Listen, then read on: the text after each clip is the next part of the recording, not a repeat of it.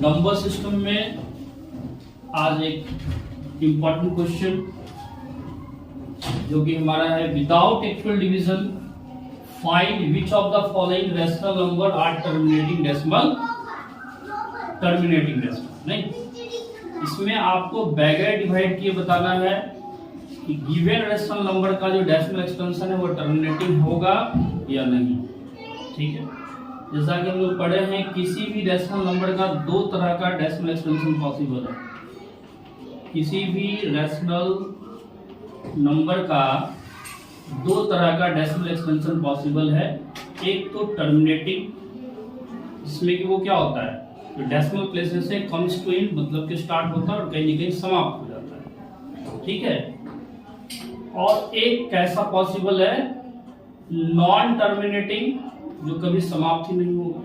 जैसे बोलिए 10 में 3 से डिवाइड करेंगे तो 3.333 डॉट डॉट डॉट चलता रहेगा, तो कभी भी समाप्त नहीं। ऐसा जो डेसिमल एक्सपेंशन इसको बोलते हैं नॉन टर्मिनेटिंग टाइप, और कहीं न कहीं रिपीट करता है, इसलिए बोलते हैं नॉन टर्मिनेटिंग रिपीटिंग, या इसी को रेकरिंग भी बोलते हैं। तो किसी भी रेशनल नंबर का जो डेसिमल एक्सपेंशन है या तो टर्मिनेटिंग होता है या तो नॉन टर्मिनेटिंग रिपीटिंग। तो जनरली चेक करने के लिए अपने को डिवाइड करके देखना पड़ता है। डिवाइड करते हैं, डेसिमल फॉर्म क्या आता है वो चेक करते हैं कि वो टर्मिनेटिंग है या नॉन टर्मिनेटिंग। लेकिन क्वेश्चन जो है इस बार पहले ही रिस्ट्रिक्शन लगा दिया है कि अब डिवाइड नहीं करेंगे। Without equal division find which of the following rational number are terminating decimal. तो इसके लिए एक ट्रिक हमें बताएंगे आपको। ठीक है, ट्रिक क्या है समझिए। यदि मान ले हमारे पास कोई एक रेशनल नंबर है p बाई क्यू। कौन सा रेशनल नंबर है? p by Q. और ये अपने सिंपलेस्ट फॉर्म में है। कौन से फॉर्म में? सिंपलेस्ट फॉर्म, या इसको बोल सकते हैं लोएस्ट फॉर्म में, यानी कि p एंड q को प्राइम है। इसके पास एक को छोड़कर दूसरा कोई भी कॉमन फैक्टर नहीं है। चेक करने के पहले ये वेरीफाई कर लीजिएगा कि जो रेशनल नंबर है अपने लोएस्ट फॉर्म में है या नहीं। तो हम मान के चल रहे हैं कि हमारा रेशनल नंबर क्या है, लोएस्ट फॉर्म में।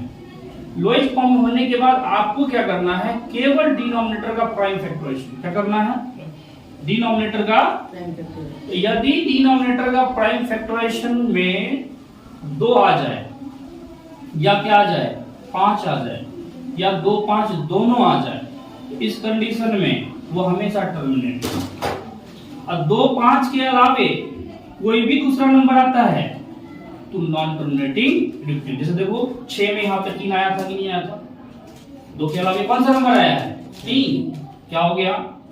Non terminating repeating. तो इसको कह सकते हैं कि इसका फॉर्मेट आना चाहिए 2 × 5 का, 2 का पावर m, यहाँ n मान लेते हैं, जहां mn कोई भी नॉन जीरो इंटीजर है। नॉन या mn को होल नंबर्स कह सकते हैं। क्या कह सकते हैं? नॉन नेगेटिव होना चाहिए। यहाँ पे नेगेटिव नंबर्स नहीं होगा, बाकी 0 1 2 3 4 कोई भी इंटीजर हो सकता है। जैसे बोले यहाँ पे 8 था ना, 8 को क्या लिखे, 2 का पावर 3, 5 के पावर 3 से ऊपर नीचे मल्टी किए हैं, तो कौन सा फॉर्म बना है? 2 to the power 3 5 to the power 3। कौन सा फॉर्मेट हो गया? 2 का पावर m × 5 का पावर m।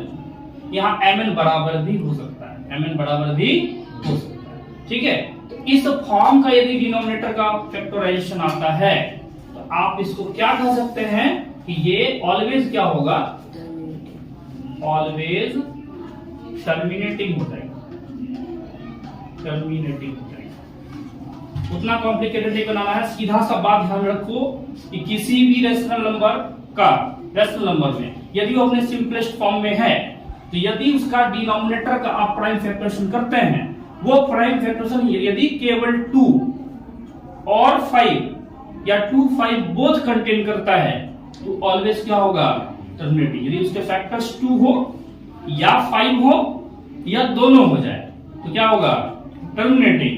और उसके अलावा कोई भी नंबर आ जाएगा तो क्या हो जाएगा, नॉन टर्मिनेटिंग एंड रिपीटिंग। दूसरा नंबर को बर्दाश्त नहीं करेगा। और लोएस्ट फॉर्म में हम क्यों बोल रहे हैं कि लोएस्ट फॉर्म में ही होना चाहिए, लेकिन क्योंकि ये आपको धोखा दे सकता है अगर आप बैलेंस चेक ये काम करते हैं तो। जैसे मान लो ऊपर में 27 कितना है, 27 7, ठीक है। और नीचे हम ले लें एक नंबर 24, कितना नंबर है यहाँ पे। तो अगर इस थ्योरी पर चले और बैगेट सिंप्लीफाई किए, ठीक है, तो बोलो 24 का फैक्टराइजेशन कितना है यहाँ पे, इसको लिख सकते हैं 2 का पावर 3, 8 इंटू में 3। तो आप बोलोगे सर यहाँ पर तो 3 आ गया, आपने बताया था कि 2, 3 के अलावा कोई भी नंबर प्राइम फैक्टराइजेशन में आएगा तो क्या हो जाएगा, नॉन टर्मिनेटिंग रिपीटिंग। तो आप इसको क्या डिक्लेयर कर दिए यहाँ पे, नॉन टर्मिनेटिंग रिपीटिंग, जो कि बिल्कुल ही क्या है, गलत है। क्यों? क्योंकि अभी ये सिंपलेस्ट फॉर्म में नहीं है। इसको तो पहले क्या करना होगा, 3 से कटाएंगे 9 बार में, और 3 से इसको भी कटाएंगे 8 बार में। हमारे पास तो एक्चुअल में नंबर 9/8 है, और 8 के प्राइम फैक्टराइजेशन में केवल क्या है जी, 2 है। तो अब बोलो ये टर्मिनेटिंग है नॉन टर्मिनेटिंग, टर्मिनेटिंग है। इसको आप इस फॉर्म में लिख सकते हैं, इसके साथ पूछेंगे तो 1 तो है, और 1 को आप क्या लिख सकते हो, 5 टू द पावर 0 लिख सकते हो। तो 5 का पावर 0 लिख दो, कौन सा फॉर्मेट आ गया, 2 का पावर m इंटू 5 का पावर n, 2 का power 3 into 5 to the power 0। यहाँ m का वैल्यू 3 है और n का वैल्यू क्या है जी, 0 है। यानी कि mn यहाँ पे कोई भी नॉन निगेटिव इंटीजर हो सकता है, निगेटिव छोड़ के 0, 1, 2, 3 कुछ भी हो सकता है। तो इसके बेसिस पे आप क्या कर सकते हो, बोलो अभी धोखा हो जाता है ना आपका गलत हो जाता। कब गलत हो जाता, जब आप इसको लोएस्ट फॉर्म में लाए बिना ही डिक्लेयर करो। अगर आप चेक नहीं किए कि लोएस्ट फॉर्म में है कि नहीं है और बोल दिए यहाँ पे इसके बेसिस पे नॉन टर्मिनेटिव, गलत हो जाएगा। तो बिफोर चेकिंग क्या करना है, we should simplify the response. अगर वो सिंप्लीफाई हो सकता है, लोएस्ट फॉर्म में आ सकता है, तो पहले उसको लोएस्ट फॉर्म में लाएंगे। आफ्टर दैट यू विल, है ना, see the prime factorization of the trigonometry. If it contains 2, if the form of the prime factorization of q is 2 to the power n into 5 to the power n, where m and n are non-negative integers, then you can say the rational number is always terminating, otherwise non-terminating. And on the basis of this theory, you can do this exercise. You can do it. बोलिए 13/80, 13/80 बोलो 80 का prime factorisation कितना है, 16 5 से 80, तो 16 का मतलब कितना हो गया जी, 2 to the power 4 into 1 5। कौन सा फॉर्म है, 2 का power n into 5 to the power n। बोलो क्या होगा, टर्मिनेटिंग नॉन टर्मिनेटिंग, तो पहला वाला टर्मिनेटिंग हो जाएगा। दूसरा बोलो 24 है, सिंप्लीफाई नहीं होगा, ये सिंप्लीफाइड है, सिंप्लीफाइड है, यस। तो 24 के प्राइम फैक्टराइजेशन को लिखोगे 2 to the power 3, 8 into what 3, तो 2 के अलावा 3 आ गया। हमने क्या बताया था, ये वाला फॉर्म होना चाहिए। दूसरा नंबर आएगा तो क्या डिक्लेयर करना है, नॉन टर्मिनेटिंग एंड रिपीटिंग। अब भाग करके देखिएगा, बिल्कुल नॉन टर्मिनेटिंग है। 5/12 सिंप्लीफाइड है, सिंप्लीफाइड। 12 का प्राइम फैक्टराइजेशन 2 का स्क्वायर 4 into what 3 आ गया। ये वाला फॉर्म है क्या, नहीं, क्या डिक्लेयर करेंगे, non terminating and repeating. Same way 375 का प्राइम फैक्टराइजेशन क्या होगा, कटेगा भी जी, नहीं कट रहा है, तो 375 का जरा प्राइम फैक्टराइजेशन कर लीजिए एक बार।